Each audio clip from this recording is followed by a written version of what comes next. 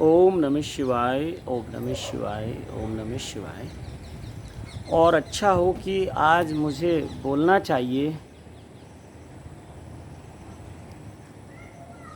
ओशो को नमन करना चाहिए।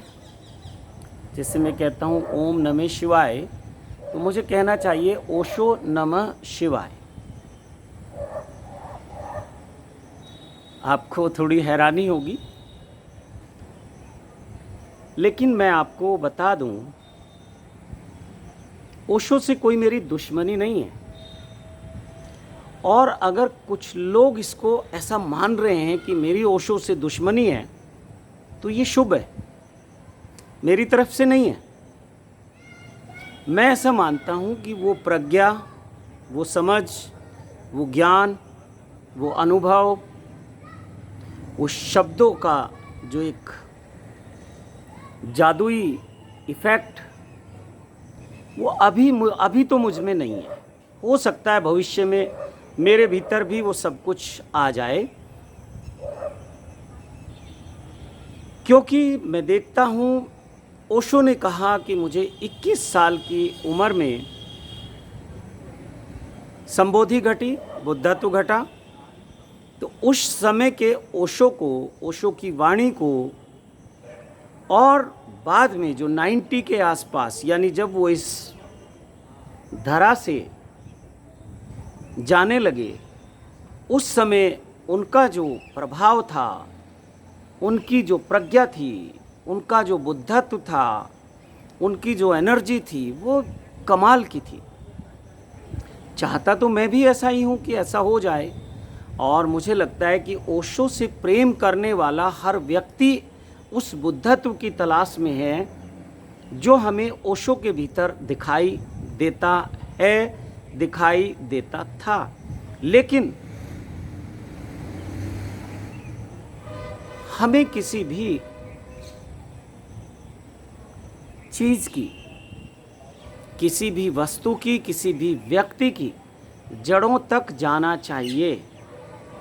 तो उस 21 साल की उम्र में जो मैं ओशो के बहुत शुरू के फोटोग्राफ देखता हूँ, उनके कुछ प्रवचन सुनता हूँ, तो सच पूछो मुझे बिल्कुल नहीं लगता कि ये आदमी बुद्धत्व को उपलब्ध है। अगर मैं ओशो को ओशो से कंपेयर करूँ तो औरों से नहीं, बिल्कुल नहीं लगता कि ये आदमी बुद्धत्व को उपलब्ध है। फिर ओशो की जो कार्यशैली रही, कभी सबको लगा कि ये आदमी पॉलिटिशियन होना चाहता है, राजनीतिक होना चाहता है। तो राजनीतिक लोगों ने उनको ऑफर करनी शुरू कर दी। किसी ने कहा हम आपको ये पद देंगे, किसी ने कहा ये देंगे। ये बाद में, शुरुआत में नहीं, बहुत बाद में। तो खैर ये सब बातें मैं करूँगा तो बहुत पीछे तक मुझे जाना होगा। और आपको पता है कि आपका समय बहुत कीमती है और वो आपके पास होता नहीं है। तो आज का जो विषय है वो मैं बताना चाहता हूँ। मैंने एक वीडियो डाली, ओशो से सावधान। बहुत लोगों ने उसको देखा है, बहुत लोगों ने उस पर अपने कमेंट दिए हैं। वो जो हम कमेंट करते हैं, जैसे मैं अभी ओशो पे कमेंट कर रहा हूँ, ओशो के बुद्धत्व पे कमेंट कर रहा हूँ, इससे मेरी समझ का, मेरे ज्ञान का, मेरी बुद्धि का, मेरे विवेक का पता चलेगा। तो बहुत लोगों ने जो कमेंट किए, मैं कहूँगा कि जो आशीर्वाद मुझे दिए, या जो अपने होने का परिचय उन्होंने दिया, तो उसमें 90% लोग ऐसे थे, मुझे लगा कि इनका कोई स्तर ही नहीं है। ओशो को इन्होंने सुना ही नहीं है, ओशो को इन्होंने समझा ही नहीं है, ओशो को इन्होंने जिया नहीं है, ओशो को उन्होंने पिया नहीं है। तो बड़ा अफसोस भी हुआ कि एक ऐसे प्रज्ञावान व्यक्ति के शिष्य इतने निम्न स्तर के हो सकते हैं, ये आश्चर्य है। तो इन शिष्यों पे मैं उंगली नहीं उठाता, इन ओशो के प्रेमियों पे मुझे कोई अफसोस नहीं है। अफसोस मुझे इस बात का है कि उस प्रज्ञावान, उस बुद्धत्व को उपलब्ध व्यक्ति आचार्य रजनीश के ऊपर मुझे सवाल उठते हैं। कहाँ कमी रह गई उसकी शिक्षा में, उसकी दीक्षा में, उसके संदेश में, या ये लोग गलत समझ गए? ये हमेशा हुआ है, अर्थ का अनर्थ हुआ है। मुझे नहीं लगता ओशो ने कहीं कोई कमी छोड़ी है। मुझे नहीं लगता कि ओशो ने जिस ढंग से अध्यात्म को या समाज को या संसार को या जीवन के हर पक्ष को जिस तरीके से समझा दिया, मुझे नहीं लगता कि आज से पहले कोई बुद्ध पुरुष समझा के गया है। तो इसलिए हम कोई तुलना नहीं कर सकते। कृष्ण ने केवल गीता का जो उपदेश किया वो एक पक्ष है उनका। बुद्ध ने अपने तरीके से समझाया, महावीर ने अपने तरीके से समझाया, कबीर साहब ने अपने तरीके से समझाया, सब अपने अपने तरीके से समझा गए। पर ओशो का तरीका मुझे बहुत अद्भुत लगा।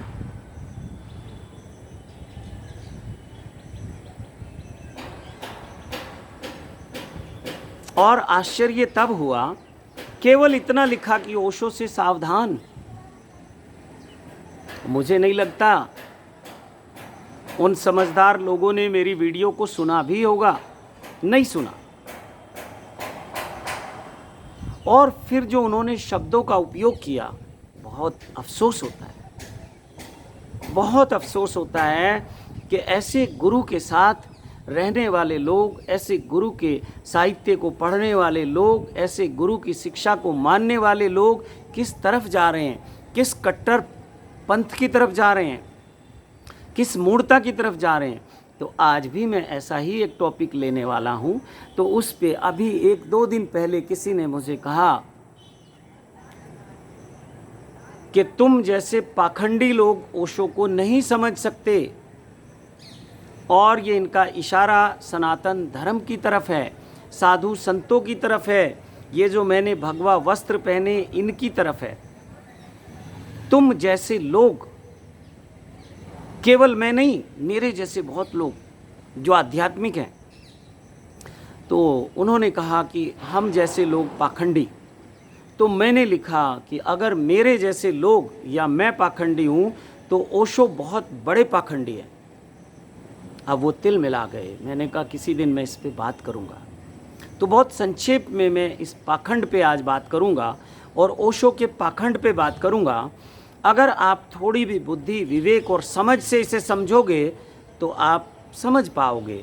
और अगर आपको लगा कि ओशो के बारे में ऐसा बोल दिया, तो फिर तुम में और वो जो भगवान राम के कट्टरपंथी लोग उनके साथ खड़े हैं, या भगवान बुद्ध के लोग, या महावीर के लोग, या कृष्ण के लोग, या मोहम्मद साहब के लोग, या जीसस के लोग, तो फिर तुम में और उनमें कोई फ़र्क नहीं है।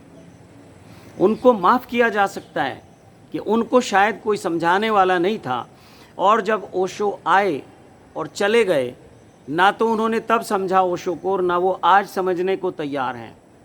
आप किसी मस्जिद में जाके करो ना ओशो की बात, वहाँ रखवाओ ना ओशो की पुस्तकें। आप किसी चर्च में जाके बात करो ना। और फिर उन्होंने मुझे कहा कि मुरारी बापू और वो एक जैन मुनि थे जो बहुत गला फाड़ फाड़ के बोलते थे, नाम उनका मुझे याद नहीं आ रहा है, शायद अब वो इस दुनिया में नहीं है, बहुत चीखते थे। उनका नाम अभी शायद मुझे याद नहीं आ रहा है, आएगा तो मैं बताऊंगा। बहुत चीखते चिल्लाते थे। तो आप लोग खुद सोचो, ओशो खुद जैन धर्म से आए हैं। जैन धर्म में उनके माता पिता जैन धर्म से थे, वहीं उनका जन्म हुआ। तो जैन धर्म से उनका बहुत गहरा रिश्ता है। जैन धर्म के बहुत आयोजनों में वो प्रवचन करने गए। और संक्षेप में कहूँ तो जैन धर्म में ना उनको पहचाना, ना उनको माना, ना उनको कोई सम्मान दिया। आज जैन धर्म इस बात को गर्व से कहता है कि वो जैन थे, और आज तुम सम्मान देते रहो, उसका क्या लाभ है? मरने के बाद यहाँ बहुत हलवा पूड़ी बांटते हैं अपने माता पिता के नाम पे लोग, जीते जी उनको पानी भी नहीं पूछते। मरने के बाद फ़ोटो के आगे अगरबत्तियाँ घुमाते हैं, पूजा पाठ करते हैं, माता पिता की आशीर्वाद लेते हैं, जीते हुए कितने लोग लेते हैं। तो ऐसा ही ये जैन धर्म के बारे में मेरे अपना समझ है। तो जैन धर्म ने उनको नहीं माना, और अगर आज वो पूरे विश्व उनको मानता है, हालांकि बहुत थोड़े से लोग, अगर मैं कहूँ 1% लोग तो वो भी नहीं होंगे, पर विश्व में अगर 1% लोग भी आपको मान रहे हैं तो बहुत बड़ी बात है। और धीरे धीरे ये बहुत 100% लोग मान लेंगे। लेकिन ओशो चाहते थे कोई कट्टर ना हो, मेरे नाम का कोई मज़हब, मेरे नाम का कोई धर्म ना बने, लेकिन वो बनता चला जा रहा है। और ये दुर्घटना सब संतों के साथ हुई है, सभी संतों के साथ हुई है। एक एक का नाम लेना कोई आवश्यक नहीं है। और अगर सचमुच जैन धर्म उनको समझ पाता तो वो जैन धर्म के तीर्थंकर होते, और इसके बाद जैन धर्म कह देता कि बस, जैसे उन्होंने 24वें तीर्थंकर के बाद कह दिया कि नहीं, तो जैन धर्म उनको 25वां तीर्थंकर मानता, जैन धर्म उनको भगवान मानता, भगवत्ता को उपलब्ध व्यक्ति मानता। वो सारी क्वालिटी उनमें थी। 24 तीर्थंकरों में अगर महावीर की मैं बात करूं तो एक कहा जा सकता है कि महावीर ने बहुत लोगों को जगाने का काम किया, लेकिन अपने तरीके से। पर ओशो ने बहुत अद्भुत तरीके से काम किया, वो कोई भी धर्म हो, कोई भी समाज हो। तो जैन धर्म, वो कहते हैं कि वो, अभी भी मुझे उनका नाम याद नहीं आ रहा है, आप समझ जाएंगे। जब वो बोलते थे ऐसा लगता था कि इनको अटैक आने वाला है, एकदम चिल्लाने लगते थे। वो उन्होंने स्टाइल बना लिया था, नाम था उनका कि कड़वे प्रवचन। अरे कड़वे प्रवचन जैसे ओशो ने जैन धर्म की सच्चाइयों को बाहर निकाला, कभी वो महाराज ने तो कभी नहीं बोला। आज जितने महाराज जैन धर्म में बोल रहे हैं, कभी उन्होंने उस पक्ष को उजागर नहीं किया। और तुम ये कड़वे प्रवचन सुनाते रहो कि माता पिता की सेवा करो और ये करो वो करो, देशभक्ति करो, ये तुम्हारा काम है क्या? ये शिक्षा हर व्यक्ति दे रहा है, साधारण से साधारण व्यक्ति जानता है उन सबको। और दूसरा नाम उन्होंने लिया मुरारी बापू का। तो मुरारी बापू का अपना क्या चरित्र है, अपना क्या उनका बैकग्राउंड है, उनकी अपने पारिवारिक स्थिति क्या है, ये शायद अभी ओशो के लोग नहीं जानते। और जिस राम के नाम पे, जिस राम कथा के नाम पे वो यहाँ तक पहुँचे हैं, आज वो उसी मंच का उपयोग मुस्लिम धर्म के लिए कर रहे हैं। चलो अच्छी बात है। मैं कहता हूँ कि ओशो ने किसी धर्म के साथ पक्षपात नहीं किया, पर मैं ये कहूँगा कि ओशो ने जितना सब धर्मों के बारे में बोला, मुस्लिम धर्म पे बहुत थोड़ा सा बोला है। ये सवाल उठे हैं उन पे, कहीं वो भी इन कट्टरपंथियों से डरते थे, क्योंकि इनके यहाँ फतवे जारी हो जाते हैं। तो कट्टरपंथ हमेशा एक नासूर रहा है समाज में। और ये ओशो के लोग, जो ओशो का अधूरा सपना पूरा करने वाले थे, या आज भी उस कोशिश में लगे हुए हैं, ये ओशो के लोग जो पूरे विश्व को, पूरे समाज को, सब लोगों को जगाने वाले थे, ये खुद सो गए उस कट्टरपंथ की आड़ में। बहुत अफसोस होता है। अब ये अपने ही लोगों से लड़ रहे हैं। अगर किसी ने कह दिया कि मैं उपलब्ध हूँ बुद्धत्व को, तो लोग उसके खिलाफ हो रहे हैं। ऐसी माँ बहन की वो शब्द इस्तेमाल कर रहे हैं। फेसबुक पे आप देखिए, कोई स्वामी योगेश हैं और कोई अभिमन्यु हैं, और ओशो पिरामिड छत्तीसगढ़ के नाम से वो एक ग्रुप है, उसमें ये आज भी ये पड़ा हुआ है फेसबुक पे, जो उनकी चर्चा हो रही है। कैसे कैसे शब्दों का उपयोग किया है मैं नहीं कर सकता। ये ओशो के लोग हैं, एक दूसरे पे कीचड़ उछाल रहे हैं, खुद अपने ही भाइयों पे। अरे अगर किसी ने कह दिया कि मैं बुद्धत्व को उपलब्ध हूँ, तो इतनी सब आफत की क्या बात है? कोई सनातन धर्म में कहे तुम्हें कोई फ़र्क नहीं पड़ता, कोई मुस्लिम धर्म में कहे तुम्हें कोई फ़र्क नहीं पड़ता, बौद्ध धर्म में कौन कौन एनलाइटेड हो रहे हैं तुम्हें फ़र्क नहीं पड़ता, ईसाई धर्म में कौन कौन एनलाइटेड हो रहे हैं तुम्हें फ़र्क नहीं पड़ता। कोई तुम्हारा भाई ओशो का ही व्यक्ति ये कहे मैं एनलाइटेड हूँ, तो तुम्हारी रातों की नींद उड़ जाती है, तुम गाली गलोच पे उतर आते हो। यही शिक्षा दी है ओशो ने। और मैं कहता हूँ हर व्यक्ति एनलाइटेड है, वो गाली देने वाला भी एनलाइटेड है, और जिसे गाली दी जा रही है वो भी एनलाइटेड है। ओशो कह रहे हैं बुद्ध में और बुद्धत्व में इतना ही फर्क है कि तुम अपने आप को बुद्धू मानते हो और मैं तुम्हें बुद्ध मानता हूँ। ओशो बार बार कह रहे हैं तुम्हारे भीतर बैठे हुए परमात्मा को प्रणाम, और तुम्हें वो परमात्मा दिखता नहीं है। तुम्हारा परमात्मा गाली दे रहा है, तुम्हारा परमात्मा बुद्धत्व के खिलाफ आवाज़ उठा रहा है। मैं कहता हूँ कि अगर झूठ में भी कोई अपने को बुद्धत्व कहता है और ये कहे मैं उपलब्ध हूँ, उसके भीतर रूपांतरण शुरू हो जाएगा। अगर एक चोर भी साधु के कपड़े पहन ले और वो कहे कि मैं साधु हूँ, वो भी उसके भीतर परिवर्तन हो जाएगा। एक दुष्ट से दुष्ट व्यक्ति, अपराधी व्यक्ति भी अगर राम राम का जाप करने लगे, उसके भीतर परिवर्तन हो जाएगा। इतनी शक्ति है इस आध्यात्मिक और धार्मिक जो भी हमारे आयोजन है। और आप एक बुद्धत्व के नाम पे इतनी गालियां दे रहे हैं, फिर आप उसमें कह रहे हैं कि वो औरतों का उपयोग करते हैं। बहुत गंदी भाषा है उसमें।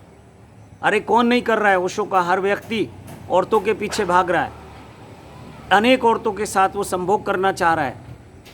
और ओशो का ही नहीं, इस समाज का हर व्यक्ति भाग रहा है। बस इतना ही है कि तुम्हें वो अंगूर मिले नहीं तो तुमने कहा अंगूर खट्टे हैं।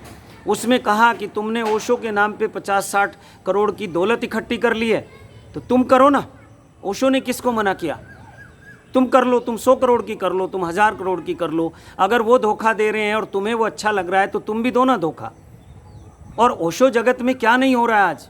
सर्टिफिकेट दिए जा रहे हैं बुद्धत्व के नाम पे ऐसी ऐसी विधियां बनाई जा रही हैं कि बस बुद्धत्व क्या है, इस दरवाजे से घुसो और इस दरवाजे से बाहर निकलो, बुद्धत्व को उपलब्ध हो जाओगे। तो ओशो तो पागल ही थे जो इतना परिश्रम करते रहे, इतनी मेहनत करते रहे, तुम्हें जगाते रहे, तुम्हें ध्यान के लिए उकसाते रहे। ये तुम ही लोग हो, तुम्हारे ही लोग हैं। आज तुम ओशो की किताबों के साथ क्या कर रहे हो? व्यापार कर रहे हो। और ये समय समय पे करने पड़ते हैं परिवर्तन। आज तुम ओशो की एक प्रवचन श्रृंखला में से एक एक दो प्रवचन निकाल के सुंदर सुंदर टाइटल उस पर लिख के तुम बेच रहे हो, नहीं तो बिकेंगी नहीं, बंद हो जाएंगी। तुम नए नए लोगों को लुभा रहे हो, नए नए टाइटल दे रहे हो। तुम आए दिन इतने सारे अकाउंट हैं फेसबुक पे, यूट्यूब पे और दूसरे दूसरे जो सोशल मीडिया हैं, और तुम क्या करते हो? प्रवचन वही पुराने, उस पर नए नए टाइटल जोड़ के, जो लोग इंटरेस्टेड हैं, जो लोग चाहते हैं, वो सब लिख लिख के तुम लोगों को लुभा रहे हो। तो ठीक है, अपने अपने तरीके से सब लोग कर रहे हैं। और अगर कोई झूठा बुद्धत्व का प्रचार कर रहा है तो ये उसकी बात है, तुम क्यों टेंशन ले रहे हो? मैं कहता हूँ मैं बुद्धत्व को उपलब्ध हूँ, मुझे संबोधि घटी है, मैं उस अनुभव से गुजरा हूँ। 2 गालियाँ, कितनी गालियाँ दे सकते हो? और जिस दिन तुम किसी आदमी को गाली दे रहे हो, समझना वो आदमी ठीक रास्ते पे है, गलत तुम हो। बुद्ध को बहुत लोग गालियाँ देते थे।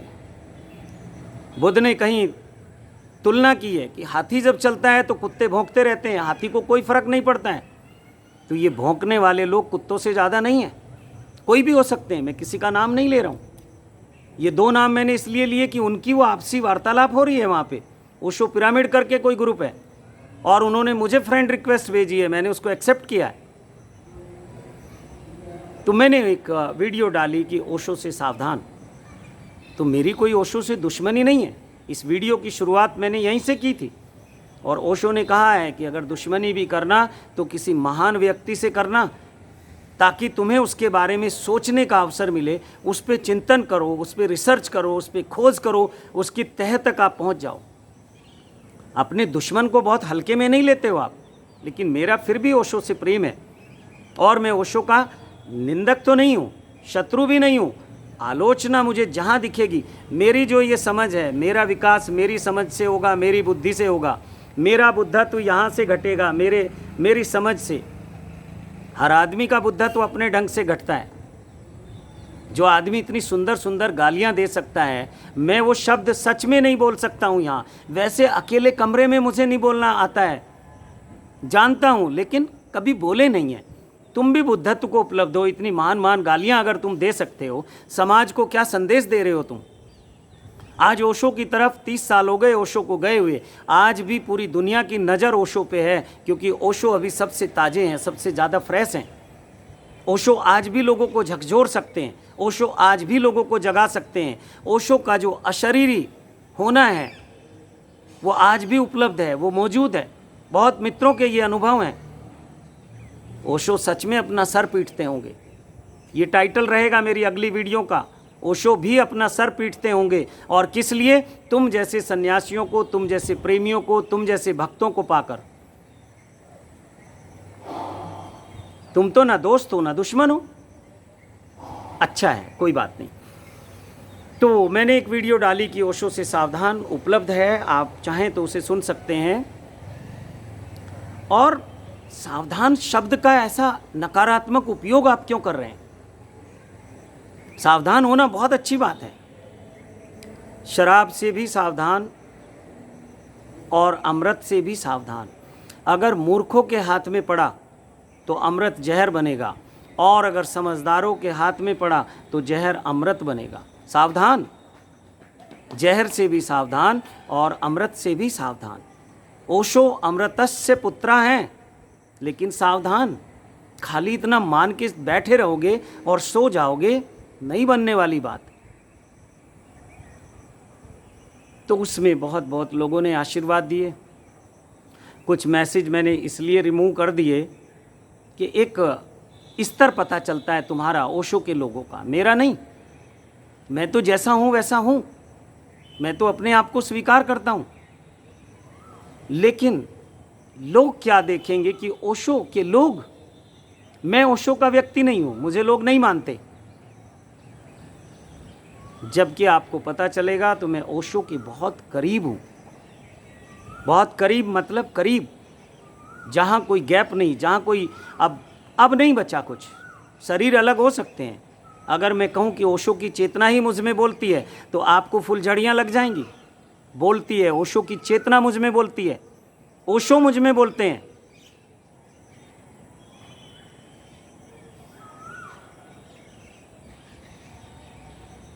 तो मैंने ये सोच के वो मैसेज हटा दिए कि उंगली ओशो पे उठेगी, तुम पे नहीं उठेगी। तुम्हें कोई जानता नहीं है, तुम्हारी कोई औकात नहीं है, तुम्हारी कोई पहचान नहीं है, तुम्हारी कोई समझ, तुम्हारी कोई बुद्धि, तुम्हारा कोई विवेक तुम्हें कोई फॉलो नहीं कर रहा है। तुम इस समाज में जहर घोल सकते हो, वो काम तुम कर रहे हो बहुत अच्छे से, ओशो के लोग। तो वापस आता हूँ आज के टॉपिक पे। ये भूमिका बनाने में इतना समय लगा, अब बहुत संक्षेप में टॉपिक की बात करता हूँ कि ओशो से बड़ा पाखंडी कोई नहीं है। पूछो कैसे पाखंड? बुद्ध से लेते हैं, बुद्ध की ओशो ने बहुत बात की है। एस धम्मो सनातना बहुत बड़ी सीरीज है। सबसे ज़्यादा अगर ओशो ने बोला है तो बुद्ध पे बोला है। रिसर्च कर लेना ओशो के साहित्य में।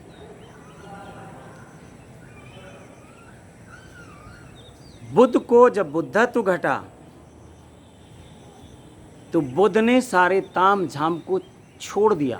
जो उनके पिता ने जो पाखंड खड़ा किया था, जो एक राजा महाराजाओं के चारों तरफ एक माहौल होता है क्रिएट किया हुआ धन के बल पे, बुद्ध उससे छोड़ के बाहर निकल गए थे और कभी उन्होंने इसकी चेष्टा नहीं की। जैसे नेचुरल से नेचुरल कोई व्यक्ति हो सकता है, वो जीवन बुद्ध ने जिया।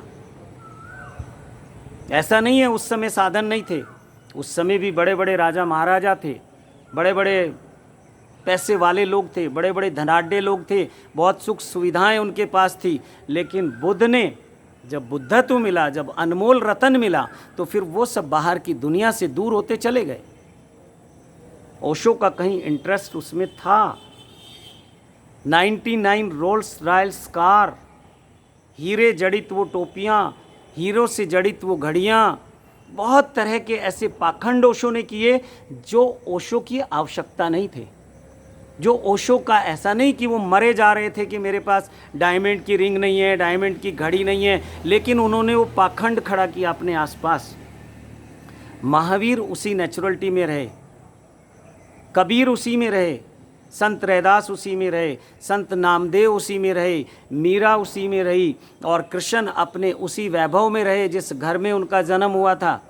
ना कुछ छोड़ा ना कुछ पकड़ा, क्योंकि हम उनको कोई बुद्धत्व की घटना नहीं घटी। कृष्ण को,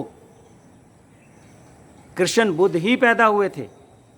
राम की अगर बात करें तो राम ने भी वही बहुत, जब महलों में थे तो एक राजकुमार जैसा जीवन जिया, राजा जैसा, और जब वन में थे तो वन जैसा जीवन जिया। एक केवल ओशो एक ऐसे साधु हैं, एक ऐसे संत हैं, एक ऐसे बुद्धत्व व्यक्ति हैं जिन्होंने ये सब आयोजन बुद्धत्व के बाद किया। एक पत्रकार उनसे पूछता था कि आपको 99 रोल्स रॉयल्स कार की क्या आवश्यकता है? ओशो ने कहा, लोग मेरे पास नहीं आते, उसी में उसने पूछा आपको डायमंड की इतनी महंगी घड़ी क्यों पहननी पड़ती है।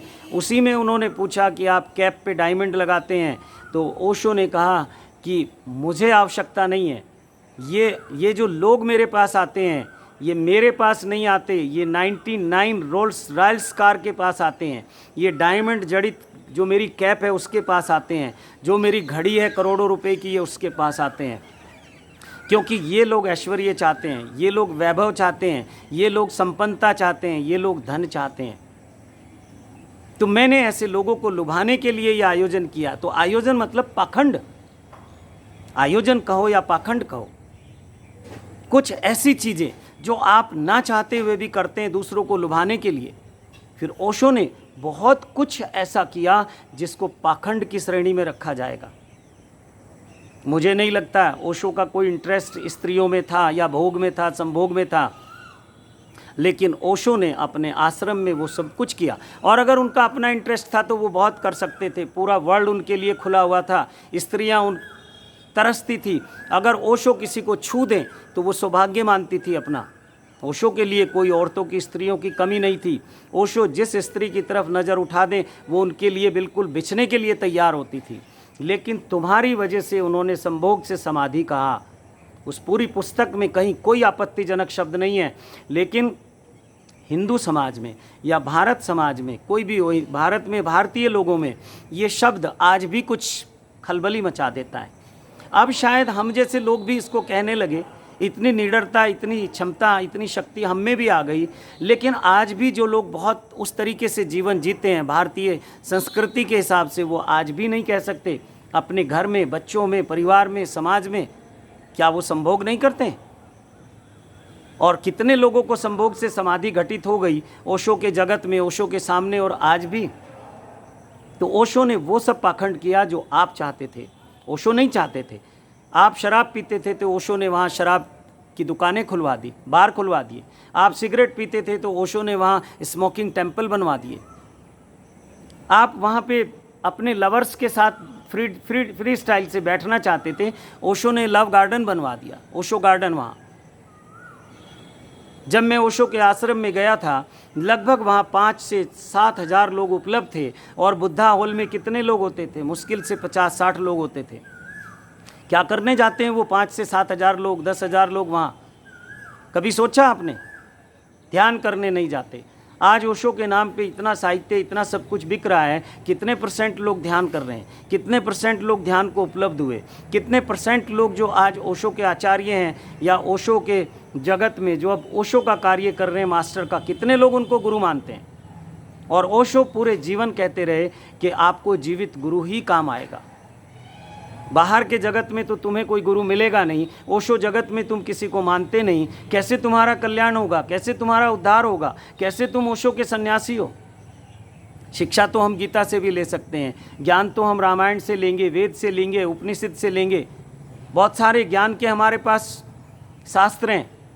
हिंदू धर्म की मान्यता है, सनातन धर्म की, कि परमात्मा को एक अवतार सिर्फ इसलिए लेना पड़ा कि उन्होंने सब कुछ संग्रहित किया, संकलित किया। वेद व्यास जी का अवतार केवल इसीलिए था कि उन्होंने शास्त्रों की, वेदों की, उपनिषदों की रचना की, उनका संग्रह किया। तो ज्ञान तो हम वहाँ से भी ले सकते हैं, लेकिन तुम क्या ले रहे हो ये देखो, और ओशो क्या दे रहे हैं तुम्हें ये देखो। ओशो तुम्हें सच्चाई से बहुत दूर ले गए। एक दिन में एक कोई टीवी है, SR टीवी या क्या है, उसकी एक वीडियो देख रहा था, उसमें लिखा था कि शीला धोखेबाज है। मैं कहता हूँ शीला धोखेबाज नहीं, ओशो धोखेबाज है। धोखे की शुरुआत ओशो ने की। किसी दिन इस पे वीडियो बनाऊंगा, धोखेबाज कौन, ओशो या शीला, किसी दिन मैं उस पर बात करूंगा। तो पाखंड किया तुम्हारे लिए ताकि तुम आकर्षित हो सको। ओशो बहुत भौतिकतावाद में चले गए, जैसे वो चार्वक का नियम बताते हैं, डार्विन का सिद्धांत हमें बताते हैं, और वो खाओ पियो मौज करो मस्ती। मुझे उन सब के नाम याद नहीं है, ना ही मैंने 30,000 50,000 किताबें पढ़ने की मुझे ज़रूरत है जैसे ओशो पढ़ते थे। और जिस दिन कोई फूल खिलता है अपने तरीके से खिलता है, और मैं खिल चुका हूँ, अपने लिए मैं संतुष्ट हूँ। मुझे बहुत बड़ी फौज को अपने पीछे नहीं लगाना। फिर भी जो लोग आ जाते हैं मैं उनसे थोड़ा दूरी बनाता हूँ, बात भी पैसे लेकर करता हूँ। मना नहीं करता हूँ, लेकिन जब आपको कहता हूँ कि रजिस्ट्रेशन कराओ, ये डोनेशन लगेगा, आप भाग जाते हैं। आपका ज्ञान, आपकी चर्चा, आप जो चाहते थे फ्री में चाहते हो सब। ओशो ने तुम्हें फ्री में वो एक इंटरनेशनल प्लेटफॉर्म परोस दिया जो तुम कभी वहाँ तक नहीं पहुँच सकते थे। ये पाखंड था तुम्हारे लिए। ओशो एक भीड़ को इकट्ठा करना चाहते थे, वो कर लिया उन्होंने। ओशो अपने उस जो उनकी सोच थी, विचार थी, उसमें कामयाब हुए। ओशो एक ऐसे समाज की रचना करना चाहते थे जो खाए पिए मस्त, और पुरानी सब धारणाएं तुम्हारी तोड़ी ओशो ने, और ओशो ने वहीं से लिया। ओशो ने गीता से लिया, ओशो ने उपनिषद से लिया। ऐसा कौन सा हिंदुओं का ग्रंथ है, ऐसा कौन सा बौद्धों का ग्रंथ है, ऐसा कौन सा ग्रंथ है इस दुनिया में जो ओशो ने वहाँ से कुछ नहीं लिया और उन्हीं धर्मों के खिलाफ तुम्हें कर दिया, उन्हीं जो शास्त्रों के खिलाफ तुम्हें खड़ा कर दिया। कितने बड़े मूर्ख हो तुम। कभी सोचो कि ओशो वहीं से ले रहे हैं, कंटेंट वहीं से ले रहे हैं, और रचना एक ऐसे समाज की कर रहे हैं जो विद्रोही हो अपने अपने धर्म के प्रति, अपने समाज के प्रति, अपने साधु संतों के प्रति। क्या आप सोचते हैं हिंदू धर्म में आज कोई संत नहीं है? क्या कोई ब्रह्म ज्ञान, आत्मज्ञान को उपलब्ध नहीं है? क्या कोई बुद्धत्व को उपलब्ध नहीं है?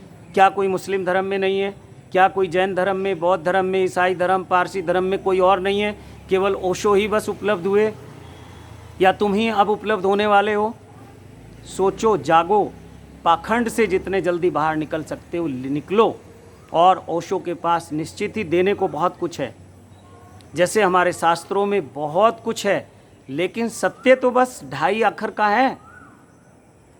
और कहा है, ओशो ने भी कहा है, कबीर साहब ने भी कहा, सब संतों ने कहा कि पोथी पढ़ पढ़ जग मुआ, पंडित भया न कोई, 2.5 अक्षर प्रेम का, पढ़े सो पंडित होई। तुम गीता को, रामायण को और दूसरे शास्त्रों को कह रहे हो पोथी, और जितनी पोथी तुम्हें ओशो ने पकड़ा दी, इतनी पोथी तो किसी ने आज तक पकड़ा ही नहीं। तुम क्या कर रहे हो? पोथी पढ़ पढ़ के पंडित हो रहे हो, तार्किक हो रहे हो, ज्ञानी हो रहे हो, अध्यात्म की समझ वाले बन रहे हो। बुद्धत्व क्या है तुम जानते हो पोथी पढ़ पढ़ के?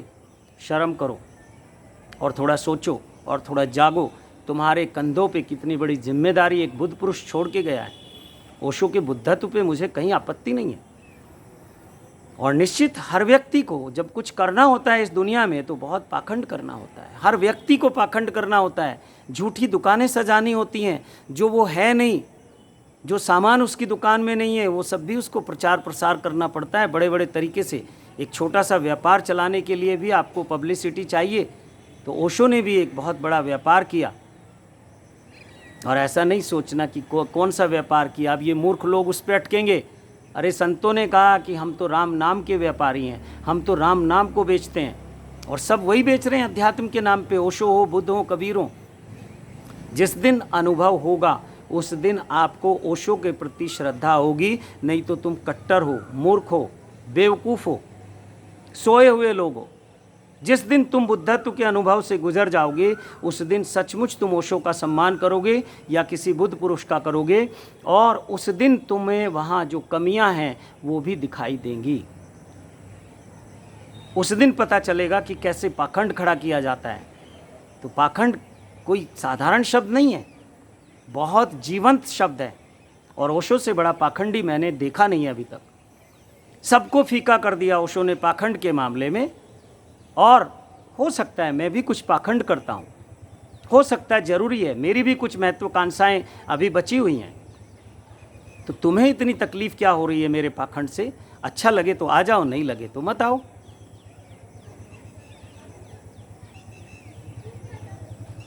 आज इतना ही है। अब मैं कहता हूँ तुम सबके भीतर बैठे हुए ओशो को प्रणाम करता हूँ। वो जो ओशो कह रहे हैं कि आप सबके भीतर बैठे हुए परमात्मा को प्रणाम करता हूँ, कौन सा परमात्मा? कितना बड़ा पाखंड है। मैं तुम्हें सच्चाई बता रहा हूँ। तुम्हारे उस गुरु को, तुम्हारे उस बुद्ध पुरुष को, उस महापुरुष को मैं जानता हूँ। वो तुम्हारे भीतर बैठा है, तुम्हारी बुद्धि में, तुम्हारे विवेक में बैठा हुआ है, और मैं उस महापुरुष को प्रणाम करता हूँ, तुम्हें नहीं कर रहा हूँ। और मैं तुम्हें मूर्ख नहीं बनाऊंगा, मैं तुम्हें पाखंड नहीं दूंगा कि तुम्हारे भीतर बैठे हुए परमात्मा को प्रणाम करता हूँ। कहाँ है परमात्मा तुम्हारे भीतर? लेकिन हाँ, ओशो तुम्हारे भीतर घुस गए और तुम कट्टर हो गए, जो सबसे बड़ा ओशो के लिए श्राप है, तुम्हारे लिए नहीं है। तुम्हारे लिए तो जो तुम तो उस लायक ही नहीं हो। ओशो तुम्हें मिल गए, तुम बहुत सौभाग्यशाली हो। ये तो तुम्हारा जन्मों जन्मों के पुण्य का कोई ऐसा तुम्हें फल मिला है जो तुम नहीं जानते और तुम चूक रहे हो। दिए तले अंधेरा हो रहा है। लोग ओशो से प्रेरणा ले रहे हैं, लोग ओशो से शिक्षा ले रहे हैं, लोग उस कंटेंट को निकाल रहे हैं कि ओशो कहना क्या चाह रहे हैं। ओशो ने कंटेनर बहुत बड़ा कर दिया, कंटेंट बहुत छोटा सा है। ओशो की किताबों में बकवास के अलावा कुछ भी नहीं है। लेकिन ये आज समझ नहीं आएगी। मुल्ला नसरुद्दीन के चुटकुलों से, वो जो स्त्री पुरुष के सेक्स और संभोग से तुम क्या समझ पाओगे? वही समझोगे जितनी तुम्हारी समझ है। तो अब मुझे और आगे आदेश नहीं है बोलने का। बोलने को अभी बहुत वो लिंक बना हुआ है मेरा, लेकिन शायद तुम जैसे लोग ओशो को पुकार रहे होंगे, उनकी चेतना को वहाँ भी उपलब्ध होना होगा। इसलिए मैं अब तुम्हारे भीतर बैठे ओशो को प्रणाम करता हूँ और फिर कह रहा हूँ कि ओशो से बड़ा पाखंडी कोई नहीं है। अच्छे से आंखों को खोलो, इस समझ को खोलो, और पाखंड कोई बुरी चीज़ भी नहीं है। कई बार ये करना पड़ता है।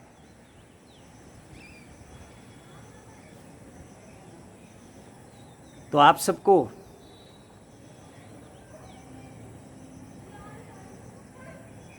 क्या बोलूँ, आप सबको प्रणाम बोलता हूँ। कुछ अच्छे लोग हैं ओशो के पास, कुछ प्रज्ञावान लोग हैं, कुछ समझदार लोग हैं, कोई बिल्कुल सही दिशा में चलने वाले लोग हैं। उन सबको प्रणाम करता हूँ और आप सबके भीतर बैठे हुए उस ओशो को नमः शिवाय बोलता हूँ। ओशो नमः शिवाय, ओम नमः शिवाय, ओम नमः शिवाय, ओम नमः शिवाय।